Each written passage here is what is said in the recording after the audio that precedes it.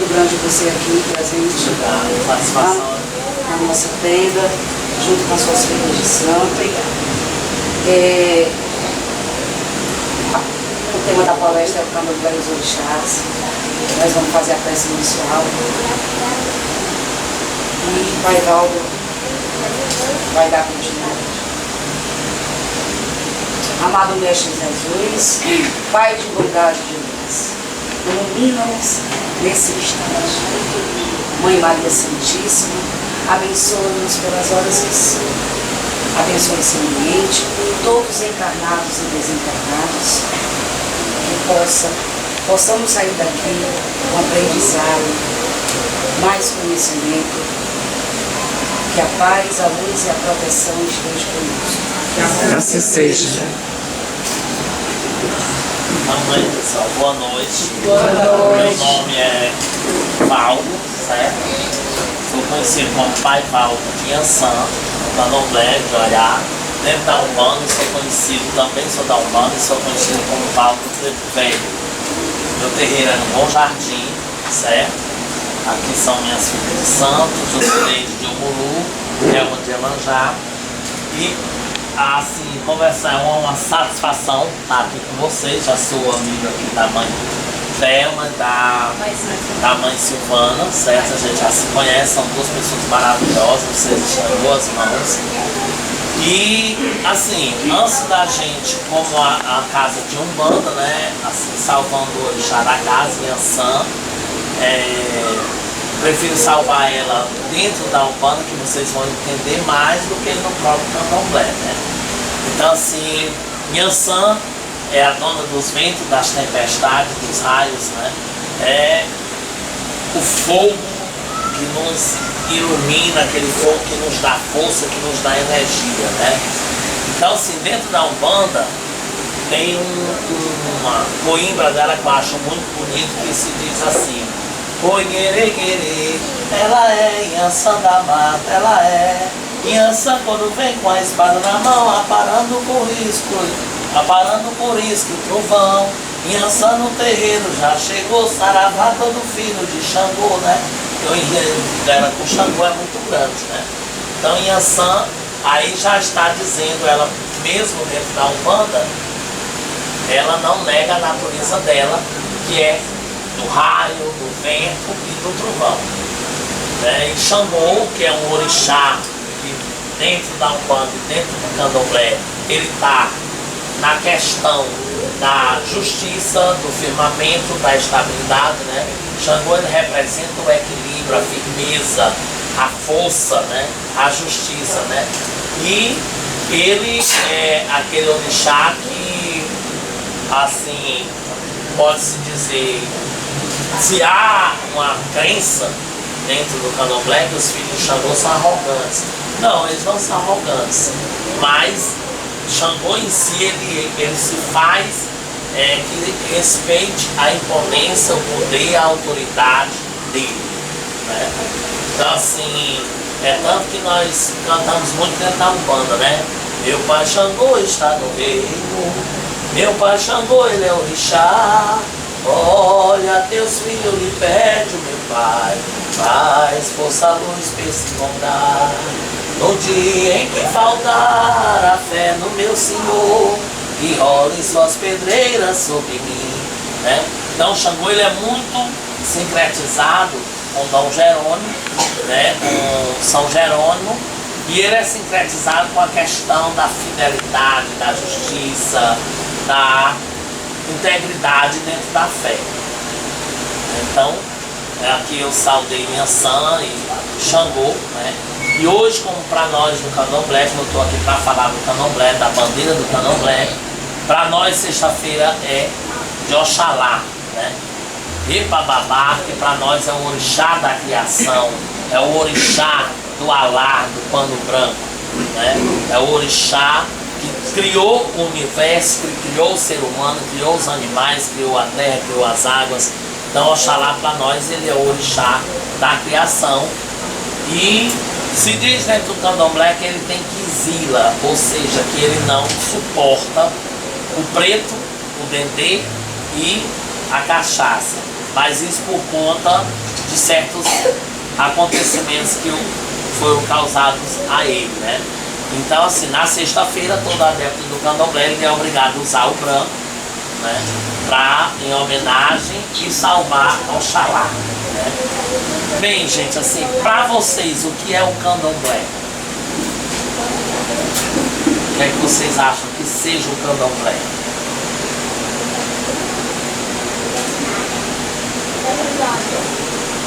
Vocês acham que ela é uma religião, que ela é uma doutrina, que ela é... O que é para vocês?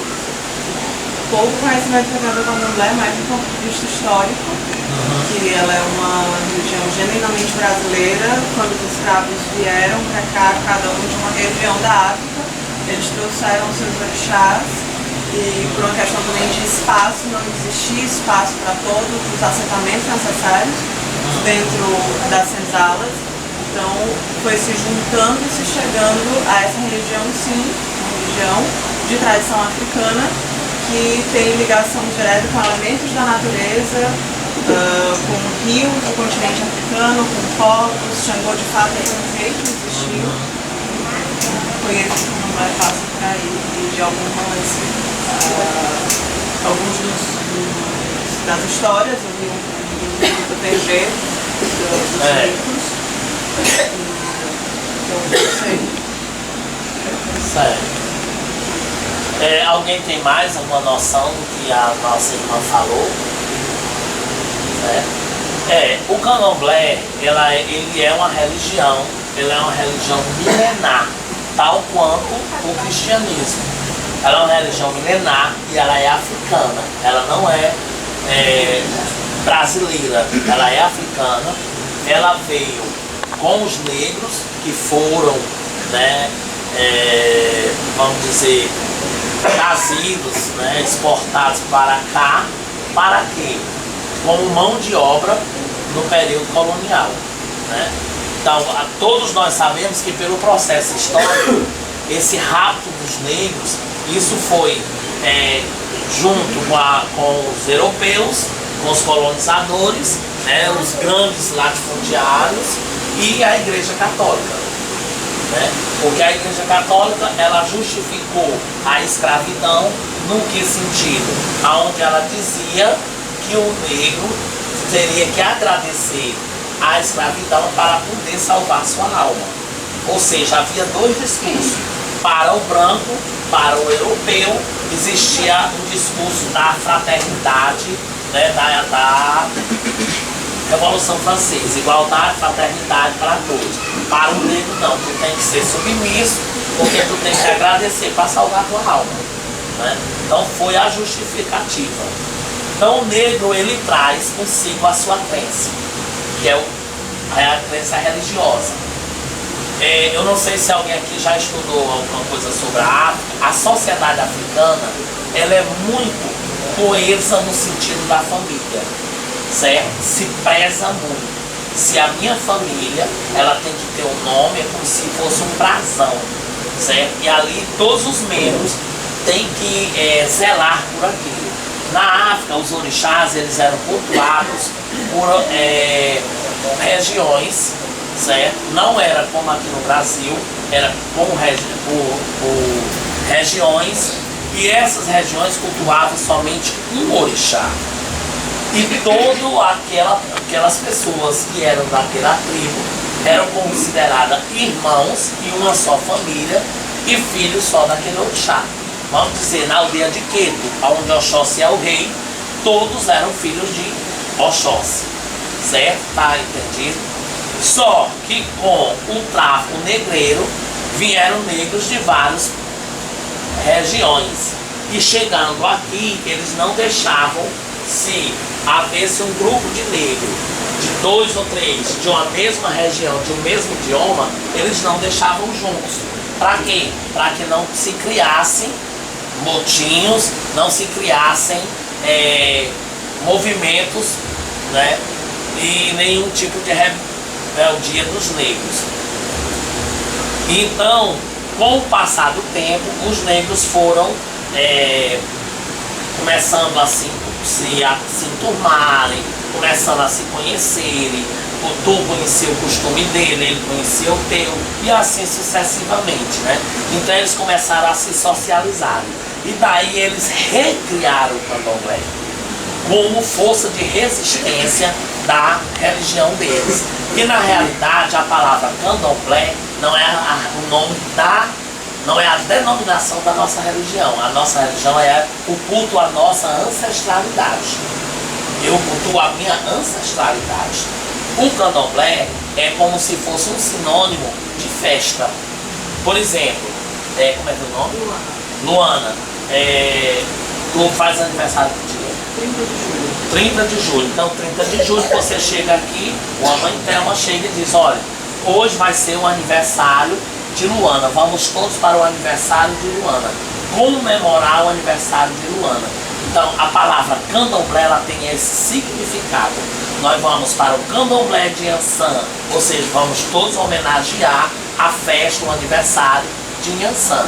A religião em si, o que tem de religioso, que religião é religar, é justamente o culto à nossa ancestralidade, que nós não perdemos, que nós não podemos perder esse vínculo com a nossa ancestralidade, certo? O candomblé, ele é uma religião milenar e ele traz essa questão da ancestralidade. Os negros aqui, quando se socializaram, não sentiram necessidade de realmente recriar o seu candomblé, a sua fé, a sua ancestralidade que eles perderam, né? Porque eles perderam a dignidade de ser humano, perderam o direito de, vamos dizer, eles não eram tratados como pessoas, eram tratados como animais, todos sabem disso, né? E assim, a igreja queria que eles se convertessem, mas nem direito a entrar na igreja eles tinham, né? Eles não podiam, acompanhavam, mas na porta eles tinham que ficar para fora. Então, o que é que eles fazem? Eles criam a primeira força de resistência religiosa, que foi o sincretismo. O sincretismo, eles começaram a observar. Jesus Cristo, ele é cristão, judeu e cristão. Jesus Cristo é o Pai, não é? O que é que acontece? Quem para o candomblé era o Pai? Oxalá. Aí eles sincretizaram.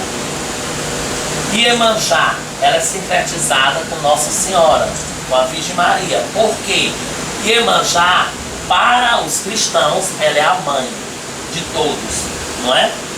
Para nós do candomblé, Iemanjá é a mãe de toda a cabeça, a mãe do olho. Então elas sincretizaram ela com Iemanjá, porque era mais fácil o negro colocar a imagem aqui do santo católico, fingir que estava rezando com o santo católico, e aqui embaixo estava o ibá do santo negro. Certo? Então muita gente diz, justamente, eles foram inteligentes para poder dar o quê? Dar continuidade à crença deles, né? E assim eles foram formando irmandades, né? Como a irmandade da Nossa Senhora da Boa Morte, né? A irmandade do Rosário dos Negros, né? Dos Pretos, e assim eles foram criando essas irmandades para que essas irmandades fossem tendo dinheiro para poder libertar, né? Aí veio a primeira casa de candomblé do Brasil, que é a Casa Branca, que é chamada Engenho Velho, que é a primeira casa, uma casa de Oxós, né? E ela foi criada por 3 Yalorixás, que é Iadetá, Yanazô, né? E a Iadetá, Yanazô e Acalá, né? E elas 3 criaram a primeira casa. Dessas 3 casas, foi delas 3 a Casa Branca, que elas criaram. Surgiu outras casas, a do Gantuá, da qual o meu axé é descendente, e veio também o Ilhaco Fonjá, que é de Xangô, o Fonjá, que são as 3 casas mais antigas, né? E aí assim as outras foram começando a surgir, né? Então, gente, o candomblé é isso. A maior força nossa na fé ao do orixá se chama a oralidade. Porque o candomblé existe muitos livros, PRPG, o Reginaldo Prandi, certo? Mas assim, a vivência e o aprendizado, tu só aprende o candomblé na vivência, certo? Porque eles não colocam tudo. Então a oralidade para nós era a força maior, porque os negros, primeira coisa, por que a oralidade é a força do candomblé? Porque na África, o que tu tem de mais valor não é o financeiro, é a tua palavra. Se tu for pego na mentira, e mentindo ou enganando, você perde o crédito na sociedade. Então, é uma coisa que fortifica a oralidade para o povo candomblé. 2. Não se era passado, as negras, elas não passavam escrito, elas ensinavam, até porque elas tinham que conversar na intimidade. Então aqui a mãe de santo estava fazendo uma trança na tua cabeça e ia te ensinando as coisas, para poder não se escapar, porque havia perseguição, né? Então assim, a oralidade é uma das coisas, um dos pontos cruciais do candomblé. Ele é assim, indispensável. É uma coisa que você aprende até a cantar, a dançar, a fazer a comida do santo, a tudo, como nós dizemos, é através da oralidade, certo? Até aqui todo mundo está entendendo, certo? Se tiver alguma dúvida pode perguntar. Outra coisa, para nós do candomblé existe ainda hoje muita perseguição conosco. Por quê? Porque muita gente tem uma crença que o candomblé acredita no diabo, no demônio. É uma coisa, não. O demônio para nós ele não existe, até porque o que é que ocorre? Houve a sincretização, assim como sincretizaram Oxalá com Jesus Cristo, sincretizaram Exu, que para nós ele é nada mais nada menos do que um guardião. Ele é um orixá, ele é um guardião, é o orixá da mensagem. Tá entendendo? É o orixá da mensagem e não um demônio. Quem acredita no demônio é o cristianismo. Quem criou o demônio foi o cristianismo. Na Idade Média, a Igreja Católica cria o demônio e o inferno para amedrontar as pessoas, né? Então assim, não foi o candomblé em si. Nós também somos muito apontados e criticados pela questão do sacrifício do animal. A questão do sacrifício do animal para nós, ela não é vista como uma questão de perversidade e nem que eu estou dando nada ao demônio ou a Satanás ou isso ou aquilo outro. É uma comunhão, é uma associação entre a parte espírita com a questão material. Porque ali nós vamos nos alimentar, vamos comungar. A pessoa que ofereceu a seu orixá, ela entra em preceito. Esse preceito, ela se exclui das coisas materiais, como festa, sexo, carne, determinadas coisas, para estar em comunhão com o seu orixá. Quanto mais simples ela vai ter, porque o candomblé ele é muito primitivo. Eu canso de dizer aos meus filhos de santo, aos que vão entrando, olha, o candomblé vai te ensinar a conhecer o teu limite, e tu vai sair da civilização e ir para o primitivo. Porque tu vai andar descalço, tu vai comer com a mão, sentado numa esteira, certo? Isso é para humilhar? Não. Isso é justamente a questão do ensinamento, da questão de você aprender a superar, sabe? Que a vida, ela vem te ensinar, a vida não é só flores, ela vai te ensinar. E o candomblé tem toda uma hierarquia, é uma coisa que é muito respeitada dentro do candomblé, são as hierarquias, né? Que é diferente. Respeitar a hierarquia, ter a hierarquia, ter as autoridades é diferente de ter autoritarismo, né? Isso aí não tem nada a ver com questão de humilhar, de pisar as pessoas, não tem essa questão, certo? Para nós, os orixás são as forças da natureza.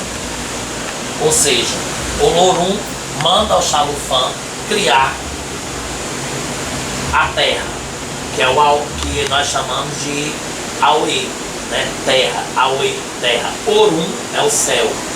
Então, quando ele vem criar, ele cria os animais e as demais forças da natureza, né?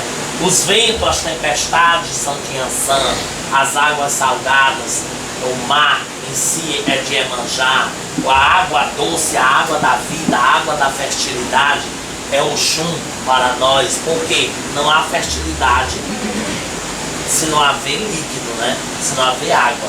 Então Oxum para nós é a mãe da fertilidade, né? Ossane para nós é um orixá altamente importante, necessário, porque ele é o orixá dono das folhas, e com a folha você toma o banho. Com a folha é possível a gente curar uma pessoa, tirar uma perturbação da cabeça da pessoa, e como da mesma forma tudo tem a sua mão de ida e de volta, né? Quem aprende a fazer com que ela cure pode aprender também a fazer o lado maléfico, mas isso vai depender da índole de cada um. Mas o sangue para nós é o orixá da cura. Ele é o protetor dos médicos, ele é o protetor da medicina. Porque se você observar, é das plantas que se tira os remédios, né? Então assim, para nós pontuamos o sangue nesse sentido, né? Nanã, para nós é o orixá que representa a morte e a vida. É aquela coisa da transição da morte à vida, e ela é para nós a nossa avó, que é a matriarca, né, do candomblé. Por isso que nós achamos, fazemos a sua saudação Salumba Nanã, né? Salumba vovó. E a pessoa de Nanã, por mais nova que seja dentro do candomblé, criança, 5 anos, os mais velhos têm a obrigação de tomar a benção a ela, porque ela representa Nanã, ela é a avó, né? É a avó. Então nós temos que ter esse respeito, né? Ogum para nós é o orixá do caminho, é o desbravador, é o primogênito, é aquele que vem na frente, é aquele que veio para abrir o caminho, para defender, para estar na guarda, para estar protegendo, né? Oxóssi, ele já é o provedor, o orixá que provê o alimento, né? É o orixá da fartura, da prosperidade, da abundância, né? E tem mais Omulu, né? Que Omulu é um orixá que, assim, eu vejo muito contrapontos a ele. Porque Omulu, a palavra Omulu quer dizer filho da terra, né? Por ser filho da terra, ele também é o dono, o rei da terra. E da terra é o que tudo que nós temos vem da mãe terra. Para nós a terra, ela é sagrada, ela é um útero, porque ela representa tudo de procriação. Você planta o seu sustento, é da terra, você constrói sua casa, é na terra, tudo que tu constrói é na terra. Então para nós a terra, ela é sagrada. E Omulu é o dono da terra. E, conseguinte, é um orixá que nasceu com a varíola, com a peste, Iemanjá o curou, e ele é representado como orixá das doenças, certo? Só que não é, ele não é o orixá das doenças, ele é o orixá que leva as doenças. Nós pedimos a ele que leve a doença. Se eu peço que ele tire a doença, óbvio vai vir a saúde, né? E ele é um orixá muito primitivo, muito simples, muito introspectivo. Ele gosta de estar coberto de palha, ele não mostra o rosto dele quando ele está manifestado dentro do candomblé, né? E assim, ele é muito ligado ao sol, a questão do sol. Então o Omulu, ele é um santo, ele gosta de altamente ser reservado na dele, ele é muito sisudo, né? É tanto que a saudação dele é Tontô, né? O que quer dizer isso? Silêncio no recinto que o rei chegou. Ele não quer zoada, ele não gosta de usar zoada de barulho, né? Então assim, alguém quer uma coisa perguntar, uma dúvida, que queiram perguntar, pode perguntar. Qual a visão que o senhor tem da Umbanda? Candomblé é visto pela Umbanda. Ou a Umbanda é visto pelo... Candomblé é visto. Como o Candomblé vê a Umbanda? Como o Candomblé vê a Umbanda? Olha, Na sua visão. na minha visão, por eu ser Candomblé existe, ser do Candomblé e ser da Umbanda, pra mim, eu os trato igual. No meu ori, aonde passa Inhaçã, passa o meu preto velho. Não no mesmo instante, certo? Porque quando eu vou cultuar o Candomblé, o rito é outro totalmente diferente. Mas, quando eu vou tocar minha Umbanda, minha macumba, né? Vem meu preto velho, vem meu mestre, vem meu caboclo índio, vem meu ogum de umbanda, vem meu caboclo de mar, qualquer entidade que seja no mar. Eu adoro bater macumba, isso aí eu adoro, tá entendendo? Adoro fumar meu cachimbo e não nego a ser ninguém, que sou da Umbanda e do Candomblé, levanta a bandeira dos dois. Agora, existe pessoas que querem fazer distinção, certo? Fazerem distinção numa questão até mesmo mais social do que espiritual. Porque o Candomblé ele tem toda uma ritualística, certo? Que você precisa entender para poder praticar. Isso você só participa daquilo se você for iniciado, certo? Então ele vem uma coisa mais segregada. A Umbanda, ela é mais povão, ela é mais da gente. E o povo gosta mais é disso, do caboclo. Porque ele chega, ele conversa, e pelo menos na minha Umbanda, o caboclo ele não tem distinção. Ele fala com o pobre, ele fala com o rico. Ele abraça o doutor, ele abraça o mendigo. Certo? O caboclo não tem distinção. Até porque a Umbanda ela tem uma filosofia. Qual é essa filosofia dela? A filosofia dela que eu aprendi é que ela vem fazer o resgate do índio e do negro, que foram as duas etnias que sofreram os maiores genocídios dentro dessa terra. E como pegando a tua palavra, a Umbanda ela é altamente, genuinamente brasileira. É a religião do Brasil. Só que ela agrega alguns orixás do Candomblé. Oxalá, Ogum, Oxóssi, Omulu, Inhansã, Oxum, Emanjá, Nanã, certo? Esses orixás do Candomblé são cultuados dentro da Umbanda. Não na mesma dinâmica do Candomblé. Em outra dinâmica dentro da Umbanda. Mas que ela não deixa de ter a mesma força. Na visão do Candomblé, então Oxalá é Oxalá, Jesus é Jesus. É. Apesar de haver o sincretismo. Apesar de haver o confunde, sincretismo, não se confunde. Só que hoje em dia, você pode andar do norte ao sul, do sul você não consegue separar. Por exemplo, na Bahia, digo isso por vivência própria, assim, tem a festa de Iemanjá, agora, dia 2 de fevereiro. Na igreja católica é quem? Nossa Senhora das Candeias, né? Tem, por exemplo, a festa de... Em agosto tem a festa de São Lázaro, não é São Lázaro não, é São Roque. Todo terreiro de Candomblé, eles vão vestido, como nós estamos aqui, no amanhecer do dia para a primeira missa de São Roque. Assiste a missa, voltam, aí começam os rituais de Candomblé. E à noite o padre está lá comendo a comida do Lubagé, alegre e satisfeito. Eu digo isso porque eu já vi. Então, dá aquela coisa intrínseca que hoje não dá para socializar. Só que no ritual, na prática do Candomblé em si, eu vou ver que Jesus Cristo ele não é Oxalá. Entendeu? Em relação à sacrifício, acho que é uma das áreas que eu tenho mais curiosidade de saber. Você estava falando do rito de iniciação, que o filho está em recolhimento, ele está passando por um processo de se separar de tudo aquilo que é material para entregar a sua ori ao seu orixá. E aí sim tem esse momento, mas a gente sabe, pelo menos do que eu tenho, pouco de conhecimento que eu tenho, de que em outros momentos também é feito, em outras festas também é feito sacrifício, é tirado esse sangue, esse fé e o alimento é servido. Por que o uso desse material que é tido para muitas religiões como uma energia mais densa? Não, porque para nós o sangue para qualquer é axé, ele representa o axé. E o que é axé? É a força que eu te passo, tá entendendo? A força que eu te passo. E o animal, ele é abatido em qualquer forma de ser comido.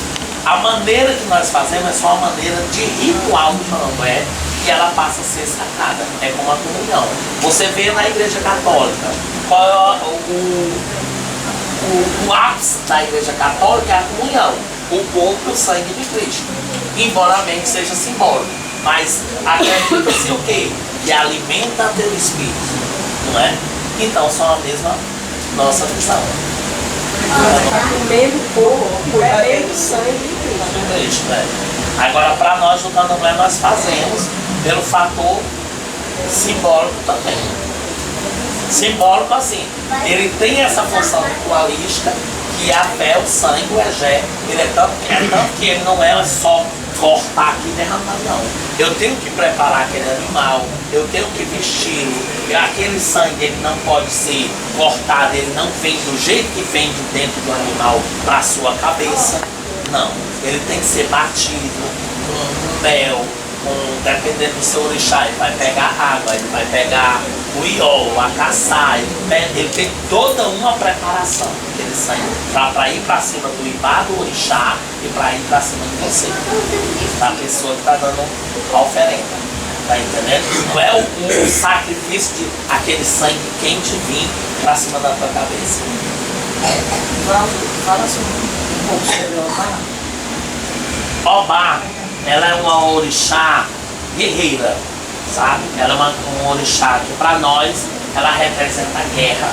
Ela é sempre protetora das mulheres que sempre tomam grandes partidos, por exemplo, chegam a ser presidentas, administradoras, são mulheres que elas vão, geralmente, elas assumem o papel que o homem assume. Sabe? Não no termo sexual, mas no termo da capacidade, certo? Então a mulher de Obá é aquela mulher que ela não tem de assumir o papel dela, ela é altamente feminista, né? É uma mulher altamente feminista, inclusive nós usamos o Ojá no candomblé em homenagem a ela. Porque ela foi decepada a ureia, né? Aí a gente usa em homenagem a ela.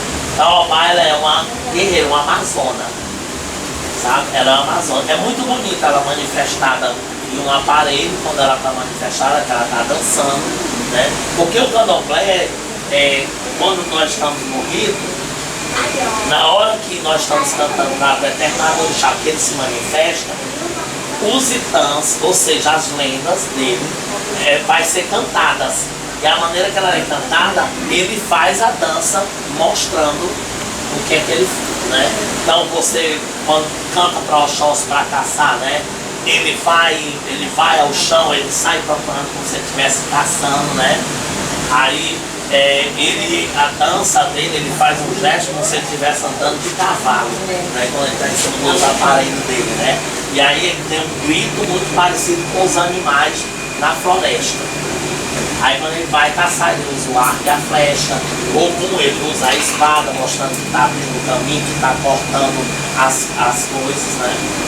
Que está cortando o mal, que está desbravando o caminho. E aí também tem a questão das comidas, né? Eu já fui para me perguntar, mas santo come? Né? Eu disse, come, meu filho, porque eu faço acarajé para Iansã, faço o molocum para Oxum, a xoxó para Oxóssi, a dalu para Ogum, buruburu para o Muru. Por que é que o meu santo vai comer? Come. Obviamente que eu entendo que o orixá é uma força da natureza, é um espírito que ele não vai chegar e comer a comida. O que é o aroma da comida, certo? É o aroma, é a força da natureza. Então, depois que a gente arreia no pé do santo, que o santo recebe, então nós devolvemos aquilo à natureza, para que a própria terra se absorva, né? Outra coisa, quando eu digo assim, meu santo quer comer, não é Iansã que está precisando comer, é eu que estou em desequilíbrio comigo ou com a sociedade, eu estou em desequilíbrio comigo. Então eu estou, a dona do meu ouriço, da minha cabeça, alimento para que ela me dê centralização, para que ela me estabeleça. Os orixás no candomblé, eles transmitem mensagens, mas todos? Todos. Orientações como Do mesmo jeito. O nosso maior meio de comunicação é o oráculo, o búzio, onde é identificado o santo, onde é identificado o que é que o santo te indica tu fazer, o que é para tu fazer, mas às vezes... Na incorporação ele diz. tá entendendo? Ele não fala igualmente nós estamos falando aqui, certo? Mas assim, por exemplo, eu já tive uma filha de santo que numa festa de Yansan na minha casa, eu mando distribuir, quando ela está dançando, eu mando distribuir a acarajé, que é a comida predileta de Yansan, para ela comer, os filhos, todo mundo provar, né, do alimento dela. Depois é servido o jantar. Em determinado momento, tem um cargo no candomblé para mulher chamado Iateni. É um cargo dado a uma mulher. Ela chamou a Iateni lá de casa, puxou, levou ela para no canto, aí chamou para ela e disse que ela corresse, pegasse um dos filhos dela lá e aí ensinou um ebó a ele. Que o que é ebó? É uma limpeza. Ela ensinou. Aí ela disse a ela, cuide, senão ele vai perder o olho. E ela não fez, tá entendendo? Passou a festa, passou tudo. 4 dias depois ela ligou para mim, pai, pelo amor de Deus, meu amor, o que foi, menina? O meu filho caiu de cima da mangueira, rachou a cabeça em cima da pedra. Eu falo, nossa, depois foi que ela veio me dizer, mãe, como é que tu fala com minha sangue? Ela te diz e tu não vai cuidar. Não vem perguntar, né? Então, como respondendo ali a pergunta do meu irmão, da mesma forma que o preto velho, que o índio, que o mestre, que o caboclo, que o Exu na Umbanda chega e te dá uma mensagem, te dá um conselho, o orixá do candomblé te dá também. Oi. Como é ser, fala um pouco de ser Yaorixá, Babalorixá, explica um pouco como é isso no candomblé. Bem, Babalorixá e Alorixá são os cargos mais altos do candomblé, certo? Você é iniciado, são 7 anos que você passa de aprendizado, e com 7 anos de aprendizado, você vai receber o que nós chamamos de decá, de balaxé, que é como se fosse o diploma de quem terminou a faculdade. Só que hoje as pessoas estão tendo uma coisa, está tendo mais a vontade do ser humano do que a do orixá, certo? Por exemplo, nós temos Oduns, que é Oduns. Oduns são os caminhos que eu vim para passar na terra, certo? Então, eu sou de Yansan, né, de Oiaumira. Meu Odum é Ofum, que é de Oxalufã. Ou seja, eu sou de Yansan, mas vim com a missão de cuidar da cabeça dos outros. Então, determinado tempo, meu orixá disse, você tem que seguir, receber e assumir como Babalorixá. Porque Babalorixá quer dizer pai de santo. Orixá e babá é pai. Então, pai de santo. Porque aí eu vou cuidar da cabeça das pessoas. Jogar para ver o que é que se tem que fazer ou se deixar de fazer. Então, o Babalorixá, ele é o cargo mais alto. Agora, existe muita coisa. Muita aprovação. Tem que ter muita dedicação. Muita renúncia. Tem que ter muita fé, tem que ter honestidade, sabe? Não com os outros, porque eu canso de dizer, eu gosto de ser honesto com meus orixás.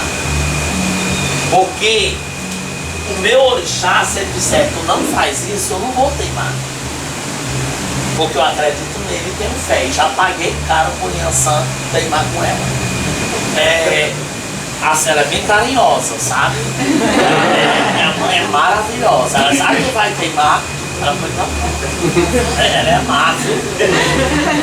Mas, assim, eu canso de dizer, pra mim ela é minha vida, meu ar, minha inspiração. É minha rainha, sabe? Assim, todo dia de manhã, quando eu vou dar aula, eu vou no meio da estrada, andando, conversando com ela.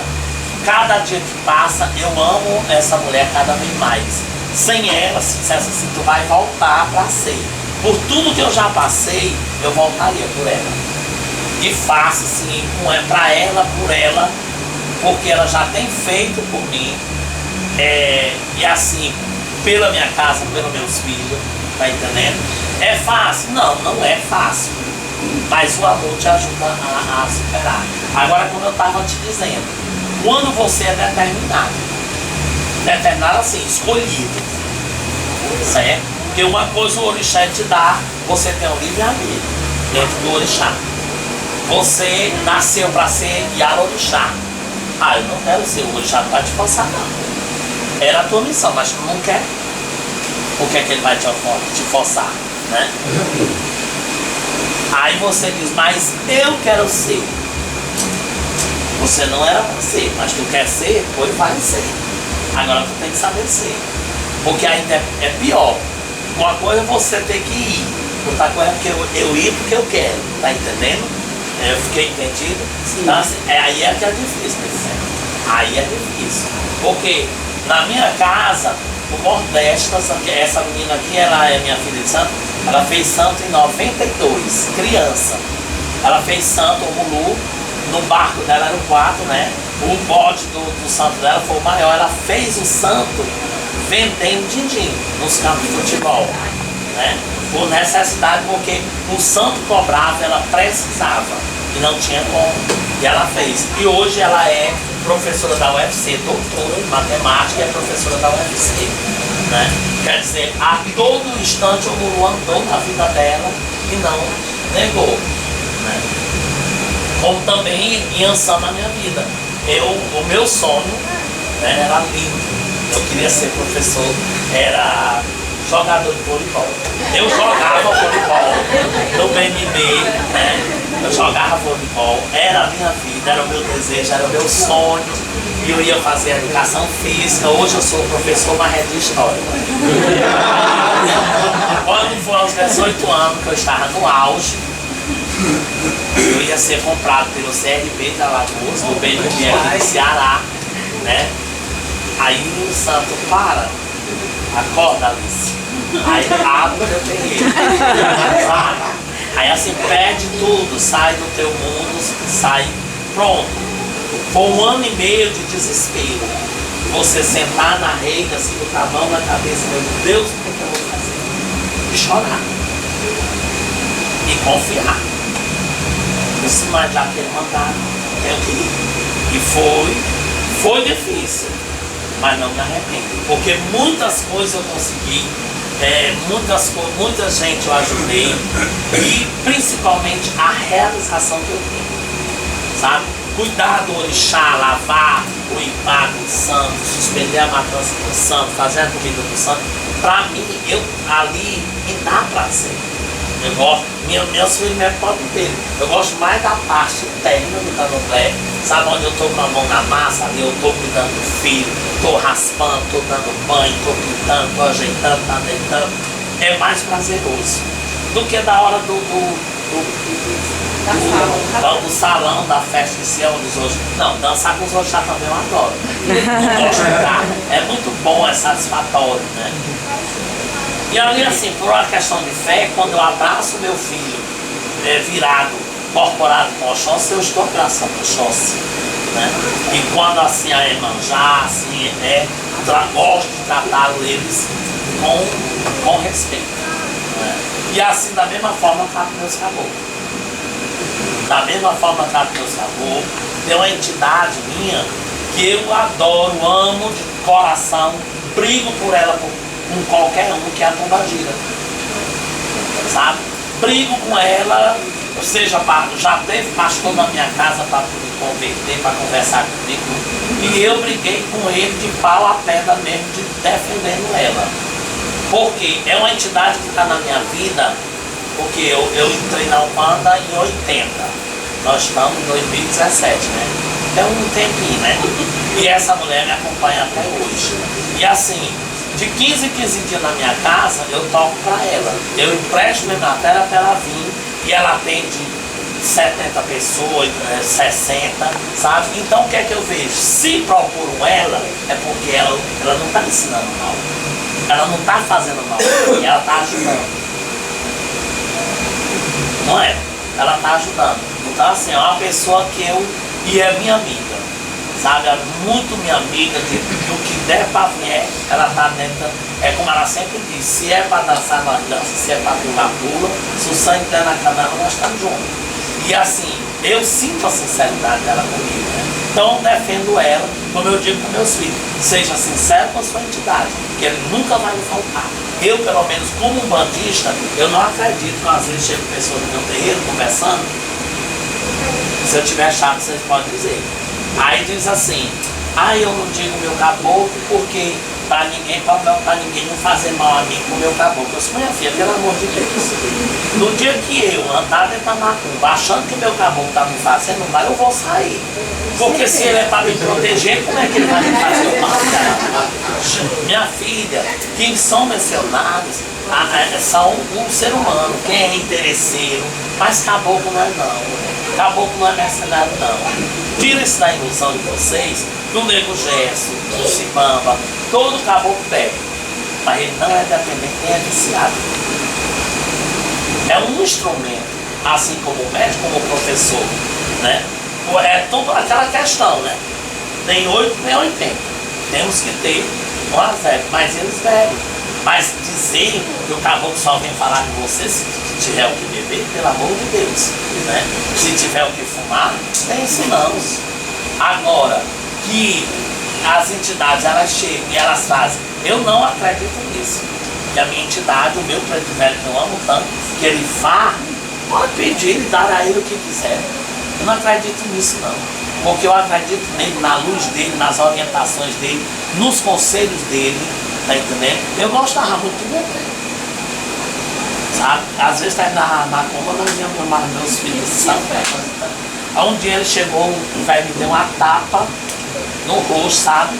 Sabe porque ele olhou para mim, deixou um recado para mim, diga meu filho, que como é que ele vai reclamar que uma pessoa não pode comer açúcar, você tá com a boca suja de açúcar? Minha irmã, quando eu despertei depois, aí quando eu fui analisar isso, olha, isso me doeu na alma, tá entendendo? Assim, na alma mesmo que me doía, porque assim, uma pessoa chegou pra mim com carinho, com tanto amor, com tanto afeto, com tanto beijo e abraço, pra me dizer o que era o certo da minha vida. Foi. Então assim, jamais eu desprezo uma entidade dessa, porque ela é de Umbanda, de jeito nenhum. Paulo, eu queria que você falasse um pouco sobre o Ojá. Porque assim, na minha iniciação, não dava importância à questão de fechar o CRI. E hoje eu sinto a necessidade disso, isso é acontecendo naturalmente, não por ver as pessoas com o pano na cabeça. Eu já vejo há 10 anos. Mas é a necessidade minha, entendeu? Eu queria que você falasse essa importância de cobrir o Ori, né? Principalmente depois da lavagem de cabeça, num desenvolvimento, na educação mediúnica ou numa gira aberta, principalmente para os filhos, a boina para os homens, o Ojá para as mulheres. Olha, isso é essencial, né? Porque na hora que você dá um amacio no filho seu, você fizer qualquer tipo de obrigação na cabeça do seu filho, você tem que cumprir justamente com o Ojá branco, porque independente da linha, se você faz e não cobre, certo? Ele vai estar exposto a várias coisas, materiais mesmo, que também tem as espirituais. Então, cumprir é necessário por isso.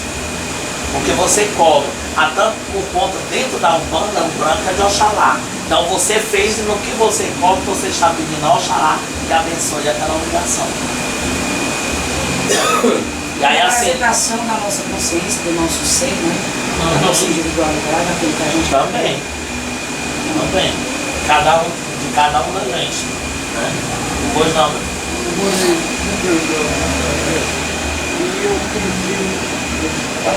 Além de ser capacitado, o homem lá não sabia. De magia oral. Eu estava no chão e estava naquela bebida. Então, havia contestação, não da casa, mas outros.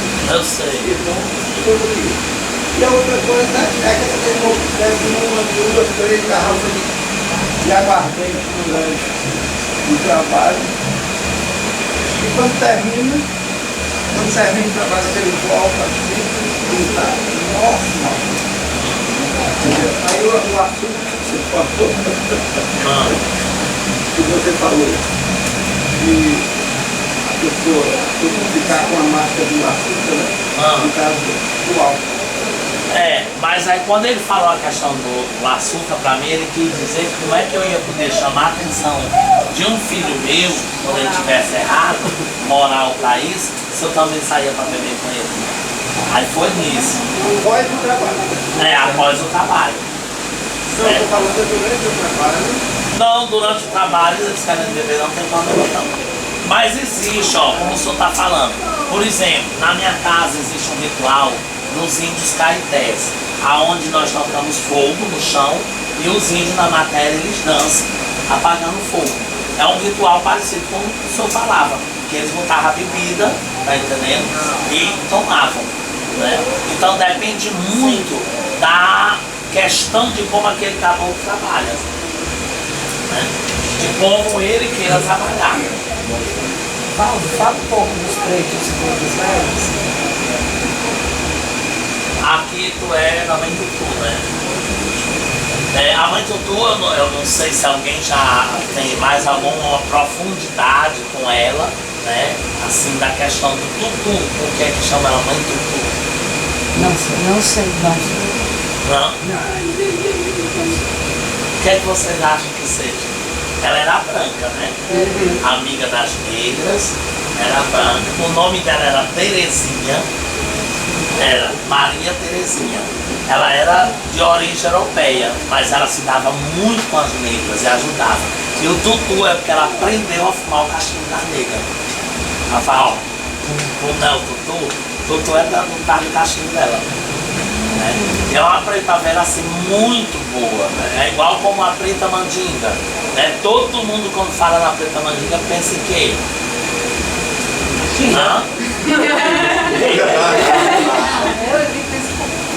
Como mãe, também porque eu adoro que a minha mãe coroa ela. Mas assim, não, sem brincadeiras. O quê? No carão. Tá brigando. Todo mundo fala dela assim. Não, assim, preta mandinga. A gente associa esse nome aqui. Magia. Feitiço, macumba, né? E não tem nada a ver com isso. O mandinga dela era a tribo dela, os povos mandinga na África. Quando ela foi trazida e aportaram ela, escravizaram eles no Maranhão, né? E ela é da tribo dos mandingas. Pode procurar os mandingas na África que tem a tribo dela. Ainda existe deles. E o preta mandinga dela vem disso. E não é de feitiço, né?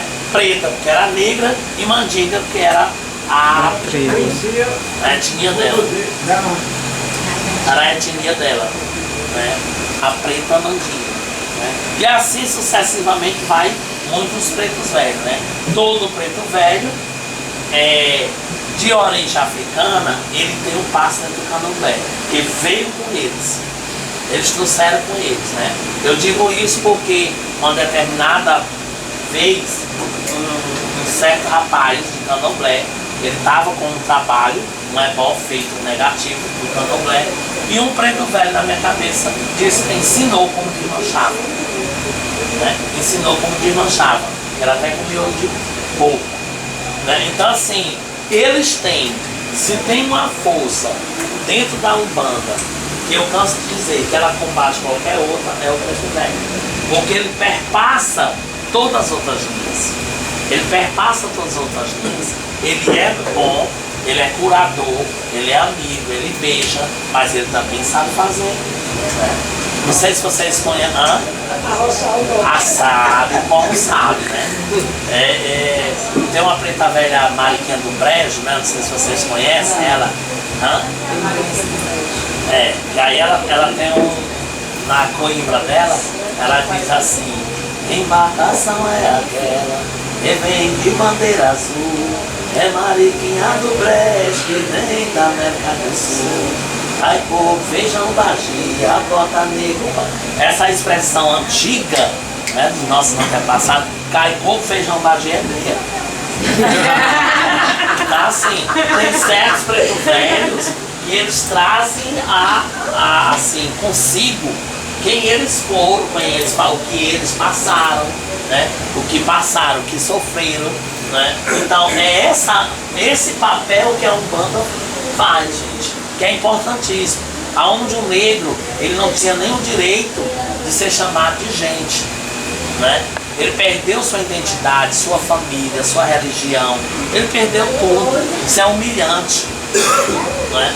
O negro na senzala, se você for ali no Museu do Negro Liberto, na Redenção, você vai ver como era na senzala, você vê como eles eram presos, e é tão escuro, pessoal, tão escuro, que eles às vezes as comidas eram jogadas no chão, eles iam comer no chão, e muitas vezes aqueles que estavam presos comiam a própria fezes misturada com a comida, porque não sabiam o que era comida e o que não era. Então isso é uma questão de quê? Subhumano, desumanidade, é como diz aquele escritor Dorival Caymmi, não, é o Jorge Amado, né?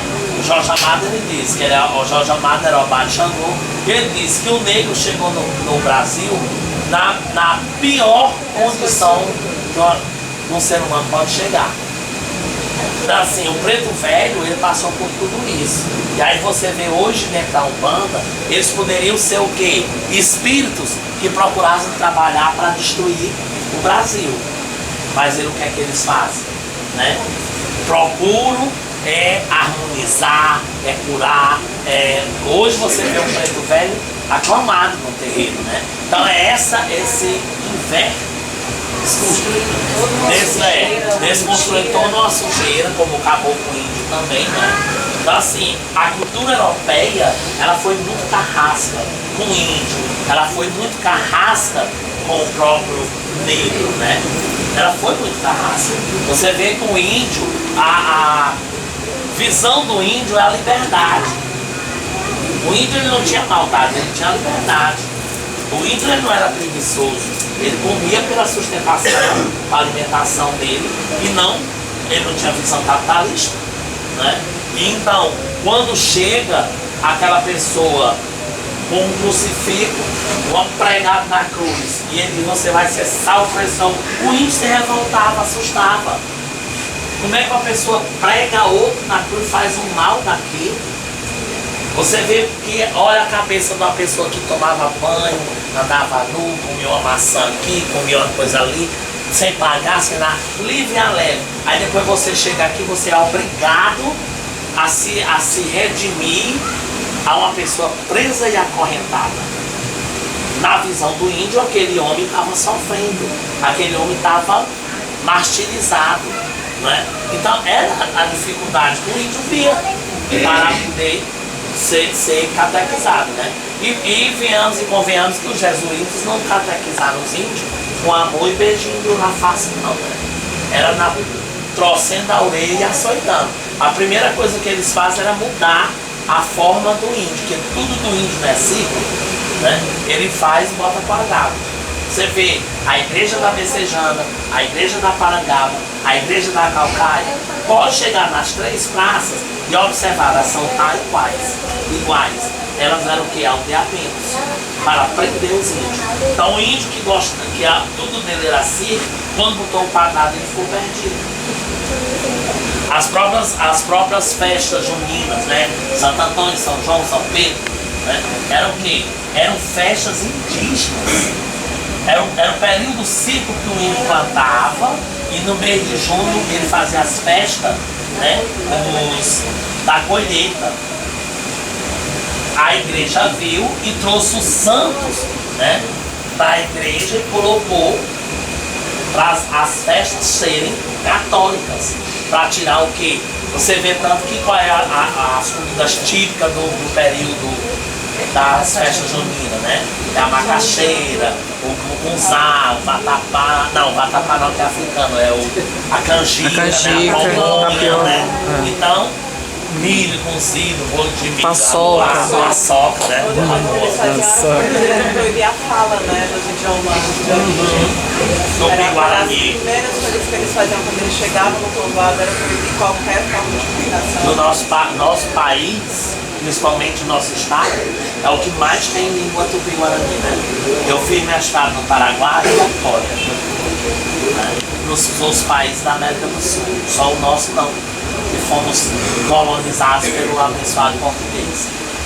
E assim, mas nós dizemos diariamente, né? Caucaia, né? Não é uma palavra tupi-guarani? Né?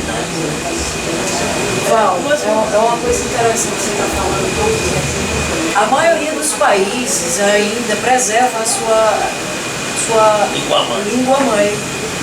E, infelizmente, o Tupi-Guarani no Brasil, ninguém conhece. Afora o nome né, de algumas cidades que a gente tem, né, como a Caucaia, Messejana, né? Muito da nossa linguagem está ligada à língua mãe, né? Guarani. E, infelizmente, a gente não. Agora que está sendo obrigatório nas escolas indígenas. Que era para ser obrigatório. Você chega em qualquer país que tem uma cultura indígena, o povo vai saber falar. Você chega na Austrália, o aborígene tem sua língua mãe. Isso. E a colonizadora. Mas aí foi justamente o colonizador que fez isso com a gente, né? O colonizador que fez isso. A gente foi muito reprimido, né? Nós somos assim, é tão arraigado em nós essa cultura europeia, eurocêntrica, que quando você fala de índio, o que é que você imagina logo do índio? Eu digo isso nas salas de aula. A preguiça, não tinha cultura. Não tinha cultura, quase tudo nosso vem do índio, A nossa rede, o nosso tapioca, que hoje está na moda. Tudo bem. Não um prato de gourmet, hoje em dia tá. Mas acontece que o europeu ele não deixava isso, né? Você vê que o que é que eles faziam. Quando fala de índio, se você mostrar na sala do ensino médio mesmo, mostrar um índio de calça e blusa, não é índio não. Tá vestido, o índio tem que estar nu de cocar e arco e flecha. Tá entendendo? Ou seja, sempre tem que ter a visão errada. Aquela visão atrasada do índio, né? Atrasada do índio. Isso aí é assim, porque assim, o nosso país, como por exemplo, nosso Ceará, ele própria palavra Ceará, ela é tupi-guarani, né? Que é a terra da luz, né? Como Caucaia, né? São matas queimadas, quer dizer, mata queimada, Maraguá, cidade na terra, né? Lá na Caucaia existe os tapebas, os tapebas, são muitos meus amigos. No Maracanaú tem uns pitaguaris, e tem os trambembés lá em Almofadas. Eu queria que você falasse um pouco do Oxumaré. E a outra coisa é que uma vez um filho de santo, de Candomblé, uma vez ele me orientou que não deixasse que ninguém pegasse no topo da minha cabeça o Fujimori. Realmente é uma área que eu não devo deixar que outras pessoas peguem, eu devo ter um pouco de cuidado em relação a isso. Eu queria que você falasse um pouco. Olha, eu concordo em síntese com ele pelo seguinte: a sua cabeça sagrada é seu ori, né? E você não sabe o que aquela pessoa tem ou queira fazer, né? Eu já conheci pessoas que abraçavam e beijavam e aqui na mão, a mão estava preta de sujo de pemba, passava na cabeça da pessoa, certo?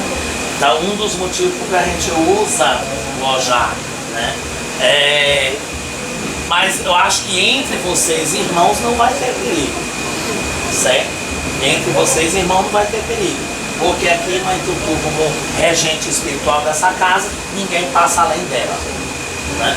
Não é pra ter, né? Não, aí externamente. Mas mesmo que a gente lá em casa também tem, mesmo que eles queiram, né? A gente tem que acreditar que o espiritual está além do material. Agora, o Oxumaré, ele te desperta alguma coisa assim? Eu conheci há pouco tempo, um dos orixás que eu tive notícia, a mais recente, a ligação com o signo de Gêmeos, né?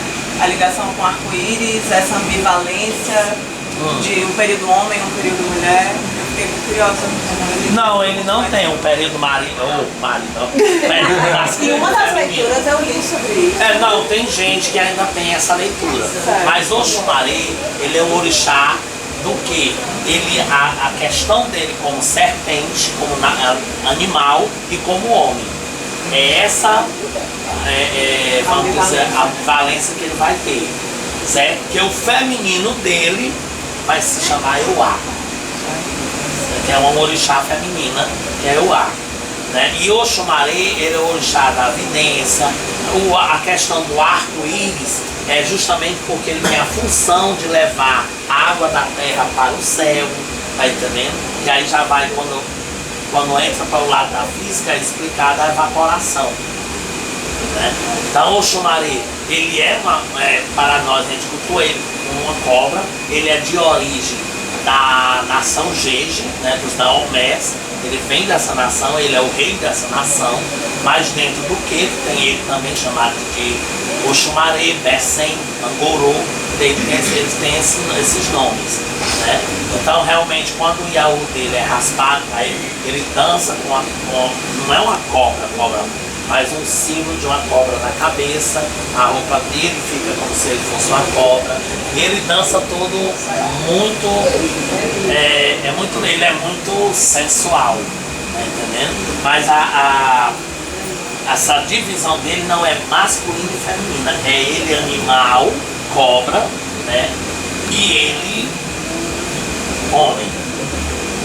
Mas ele é muito intuitivo, as pessoas dele têm a tendência a serem pessoas de muita vida longa, né? E ele é muito bom para negócio, para os negócios, para o comércio, tá entendendo? E é assim, vocês mesmo dentro da Umbanda podem cultuar o orixá do Candomblé, é uma força da natureza, não tem nada a ver não. O que importa é a fé. Valdo, é exatamente isso que você está falando, porque essa questão de todos os orixás não era típico na minha vida, né? Eu não tive condição de estudar e de vivenciar isso aí. Então a gente cultua as 7 forças, que é Oxalá, Iemanjá, Ogum, Oxóssi, Preto Velho, Iori, Cosme Damião e Xangô. Por que tu chama de Iori? Iori é Cosme Damião. Iori, Cosme Damião.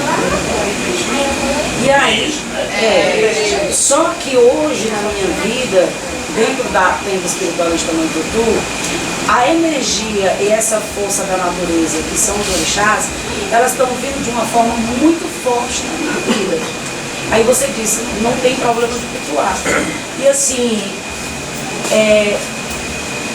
além das oferendas, o que eu poderia fazer mais para ter esse contato? Eu estou sentindo de uma forma muito intensa. E além do amor e do respeito, eu gosto muito de ofertar frutas, flores e folhas, eu gosto muito. Né? Então assim, o que eu posso fazer mais para permanecer com essas energias aqui dentro? Thelma, como você fala na questão dos orixás dentro da Umbanda? Porque hoje eu não visualizo só os 7. Eu visualizo todos os orixás. Certo? Hoje eu não tenho mais essa questão dos 7. Não. É uma força maior do que eu sobre essa questão dos orixás. Eu comecei com o Guru, né? Então assim, ofertando pipoca, aquela vontade de ofertar pipoca.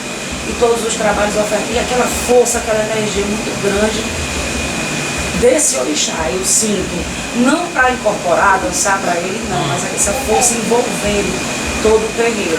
E tem uma Yansan que eu não deixo de firmar para ela, uma pequena luz, uma vela, às vezes de 21 dias, outras vezes um pavio. E eu tenho uma simpatia muito grande por Oxumaré também, já li sobre ele. Questão de Obá também, estou lendo sobre ela. Eu tenho uma simpatia muito grande. Nanã demais.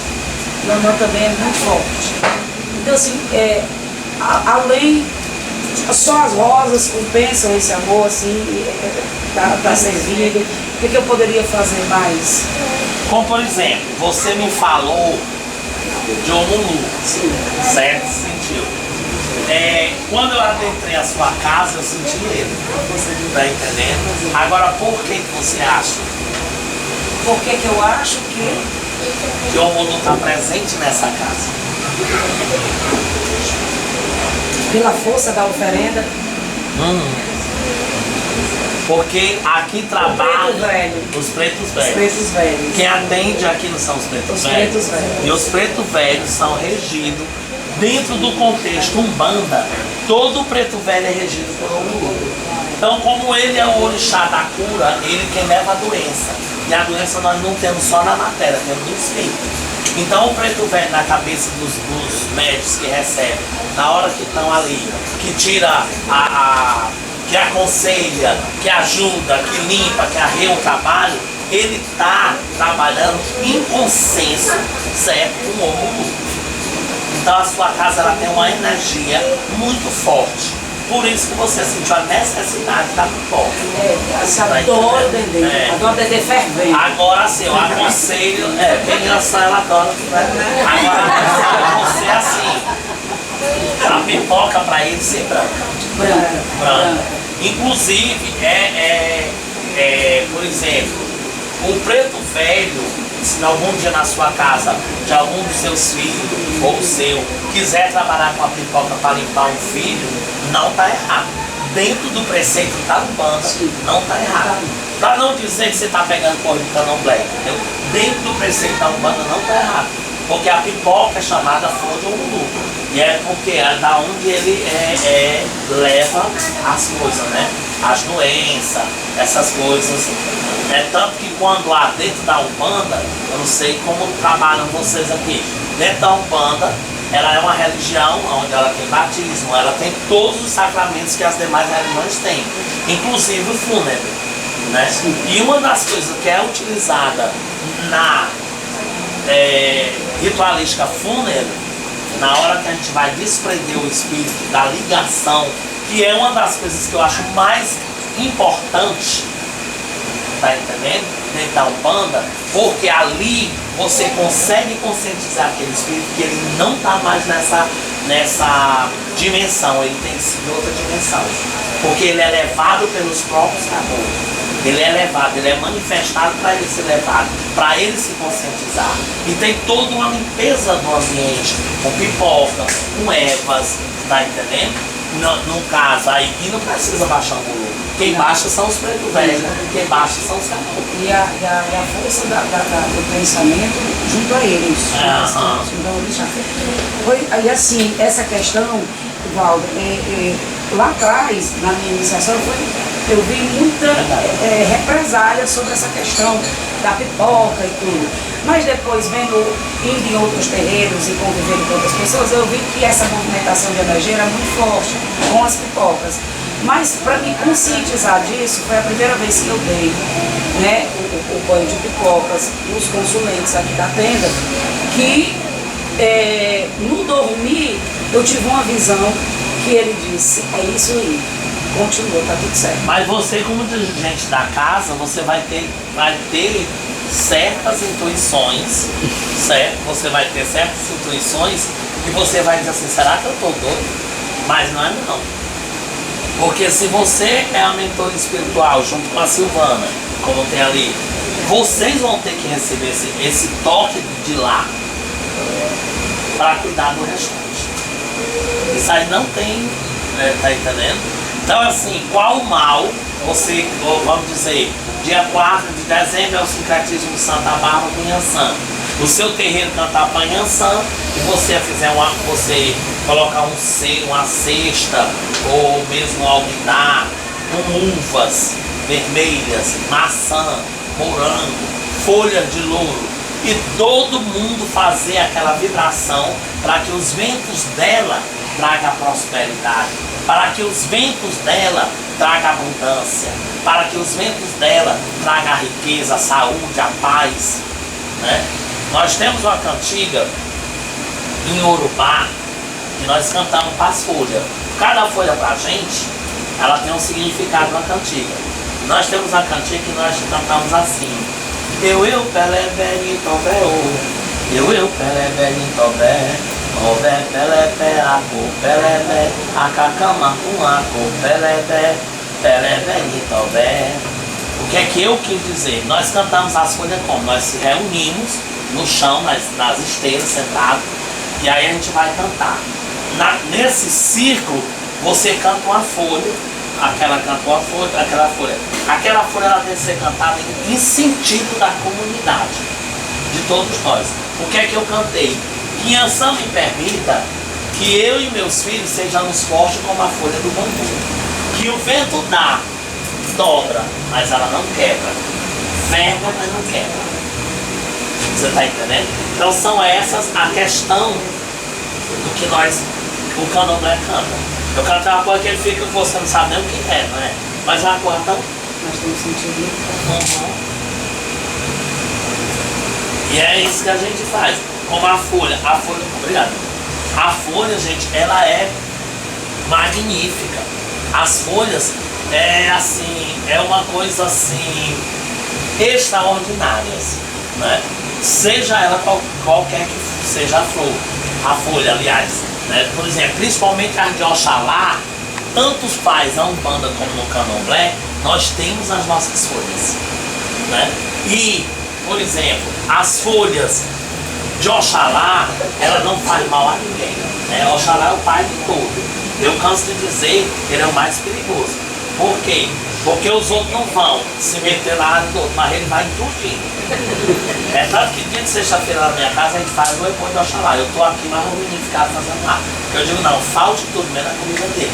Porque quando um quiser me castigar, eu tenho ele, não, peraí, né? Não. Mas no dia que ele disser, mete o pau, aí vai tudo.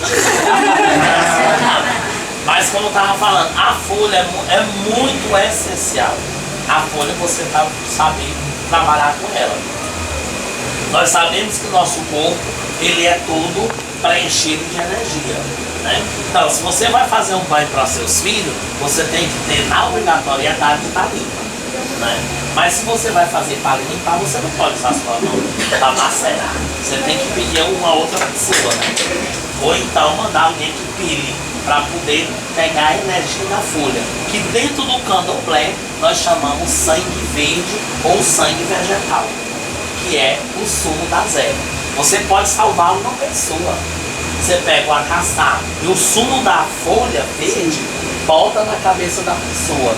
Acabar, passa o já bota aquela pessoa para se deitar, descansar. Dentro da Umbanda você acende a vela com o anjo guarda daquela pessoa. Ali você vai tirar a perturbação, a macumba. Você vai trazer o equilíbrio da vida daquela pessoa. Basta você fazer com as coisas certas, né? Da mesma forma que os nossos antepassados, nossos avós, bisavós, os outros, curavam a tuberculose com mastruz, curavam a doença da carne, cura também da espiritualidade. Muito, cura muito. Eu digo por experiência própria. Por exemplo, não tem esse médico que não passa por um desequilíbrio, uma perturbação, não é não, Silvana? Tem hora que a gente dá vontade de sair correndo. Não tem corra melhor que o banho do manjericão. É, o manjericão branco. Ele traz a harmonia espiritual para a tua cabeça. Tá entendendo?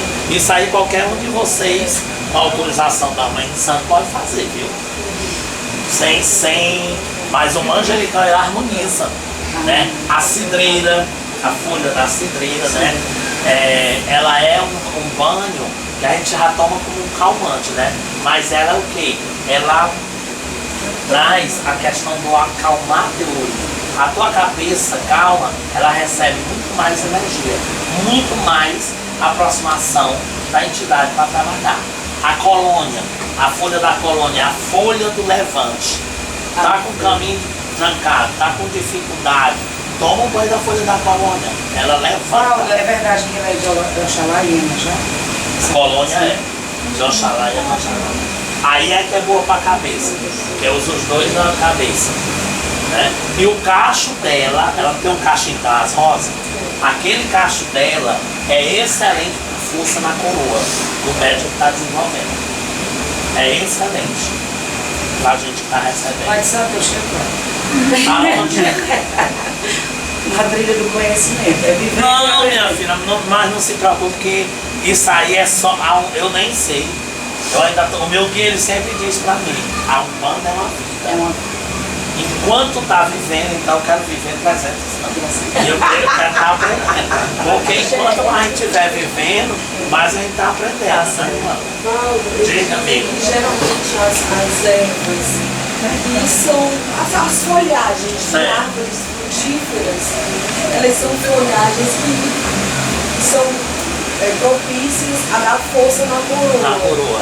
Sempre as daquele orixá do coroa, mas que tem a árvore que dá fruto. Certo. Elas são árvores, são plantas, ervas de força na coroa Na do coroa filho. do filho, tá É certo. mito ou... Não, é sério. É assim, porque tanto assim, dá um fruto, por exemplo, a colônia, o fruto dela vai ser o cacho da rosa, né? A cidreira, ela vai ter aquela florzinha dela, né? Isso aí é excelente. Pai Valdo, nós estamos passando do horário, 21 horas.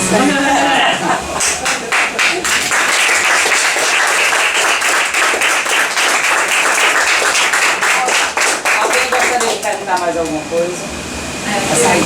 Pode. Qualquer hora. Pode. Essas que eu falei, aquelas não são.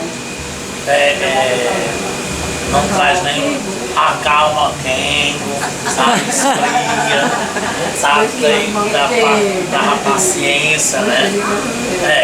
Elas têm. Porque o candomblé ele trabalha com isso, gente. Ele trabalha com a folha, que é a natureza, né? A própria mata, a natureza, e os alimentos que vêm também da terra, que é com que a gente faz. O candomblé trabalha com a natureza. Ele é altamente ecológico, o candomblé. Totalmente. Olha, você vê que tem uma folha que o povo às vezes tem até raiva, mas é a folha do ilará, que é a mamona branca, que é de Omuru, certo? Vocês sabem que é a mamona, né? Se você prestar atenção, quando você pega o cabo dela, você bota assim, ela fica parecida com o quê? Com guarda-chuva. Um chapéu. Ai, chapéu. Ela parece um chapéu. Então, se tu tá com muita dor de cabeça ou alguém tá muito perto da dor de cabeça, você pode pegar a folha da mamona sem medo. Coloca. Aquela mamona comum, aquela que dá feito A carrapateira, pronto, a carrapateira. Só que ela tem um talo branco. Certo. Branco eu quero dizer verde, certo? Aí você bota ela aqui na cabeça da pessoa, pode ter certeza que ela leva. Ela murcha, ela chuta, ela tira tudo. Tira a dor de cabeça. Tira. Da mesma coisa quando você tem vermelha no corpo, né? Erisipele, você pode botar ela em cima que ela vai tirando. Falsa. Ela é uma folha maravilhosa. Fazer, por exemplo, assim, com o animal de estimação, você ter em casa e ele deixa assim, você perceba que ele está com alguma coisa. Pode. Um animal é um ser, tem vida, né? Daí pode. Minha avó tinha cobreiro. Certo? E o médico não resolveu. Aí um secretário lá na casa disse, só que vai resolver você, eu já estava. Aí ele trouxe um saco, folhinha, aí rezou. Aí hoje eu vou dormir, graças a Deus. Aí depois ele disse, mas ela só vai ficar boa, passar o saco. Se quiser, homem não vai pensar. Aí eu fui falar com a mamãe e já não sabe. Aí ele foi dizer, não, o sapo não fere, não faz nada. Eu falei, concordando. Eu sapo na casa. Aí ele começou a orar, pegou o sapo do as patas ao contrário, enganchou nos dedos dele e começou a passar. Quando terminou a partida do sapo, que era branca, estava vermelha, ele jogou e o sapo morreu. Isso aí é o que a gente chamamos de transporte. Ele transportou para ela, mas ele só pediu o sapo porque o cobreiro dela já estava avançado. Não, dá para juntar. Para juntar, e se juntar, ele junta lá. Por incrível que pareça, é uma doença que os médicos não curam. E eles mandam muito lá para casa. Agora, nessa semana que aconteceu isso, nós fomos no final de semana na casa do doutor Raimundo Vieira, que era de um laboratório aqui em Fortaleza, né? E aí eu toquei no assunto, né? Menino velho que quer saber das coisas, aí falei pra ele, para de tal. Eu disse, é porque você nunca prestou atenção. O sapo fica parado, só movimenta os olhos. E os insetos é que vêm para ele. Ele atrai. Então é a natureza que faz ele, só vai esticar a língua e puxar o inseto. Assim ele captou aqueles micro-organismos, né? Puxou. Agora ele morreu por perto. A carga deve ter sido demais. Eu tenho um amigo de matemática, ele é professor. Aí, lá na minha escola, 90% era evangélico, mas graças a Deus todo mundo sabe que eu sou macuteiro. E me respeita, não tem isso nada não, comigo não. Então eu tava, eu cheguei, aí o diretor disse, menino, a mulher do Adair tá louca pra falar contigo. Eu disse, o que é que ela tem?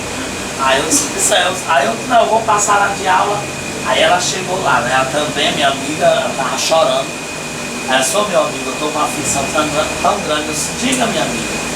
Aí, vamos lá passar os professores. O que foi, mulher? Assim, fala. Lopes, que ela me chama de Lopes. Eu fui pro. A Daí pegou um negócio no olho. Fomos para o leite da Andrade, né? Quando chegou lá, o médico passou um colírio. E nós saímos nas farmácias atrás desse colírio. Até que chegamos num farmacêutico, ele olhou e disse, meu senhor, isso não é doença no seu olho não, isso é um cobreiro. Vá para o hospital São José imediatamente. Aí ele foi, né? Aí quando chegou lá o médico disse assim, rapaz, se você não tivesse, você ia perder sua audição e sua visão. Porque ele sempre sai com uma cobra. O cobreiro é uma das pragas do chumadeiro. Aí ele saiu aqui dentro, né? Aí ele estava lá internado, ficou internado tomando medicamento. Aí o médico disse assim, olha, você conhece algum rezador? Aí ele disse, não, não sei ninguém que é rezador não. Aí ele disse, pô, rapaz, porque isso aí a gente vai combater, mas quem mata isso aí é rezador. Aí ficou ele, rezador, o que é rezador, mulher? Aí ela disse, eu me lembro quando eu era pequena no interior, minha mãe me chamava para rezar no cantando. Quando ela chegou no colégio, ela falou, né, ela apavorada, aí o diretor chamou ela no canção e disse que eu disse, não, que ele é pastor. Ele disse, observa. Aí eu disse, como é que você estava? Mãe dos alunos, eu sei que estava na vida dele, mas que ele